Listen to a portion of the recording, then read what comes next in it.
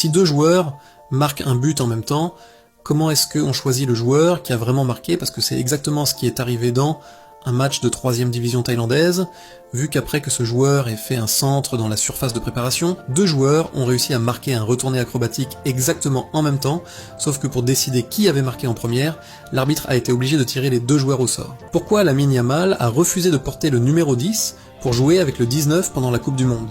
Parce que si tu regardes bien, quand il joue avec le Barça, il porte bel et bien le numéro 10, alors qu'à chaque fois qu'il joue pour son pays, il choisit le numéro 19. Et il s'avère qu'il y a bien une raison, car non, c'est pas parce qu'il cuisine pour le laisser un de ses coéquipiers, mais pour une raison bien plus importante, vu qu'il aime tellement Messi, qu'il a copié son numéro lorsqu'il jouait sa première Coupe du Monde. Tu t'es déjà demandé pourquoi on n'a jamais vu de joueur porter le numéro 27 à la Coupe du Monde?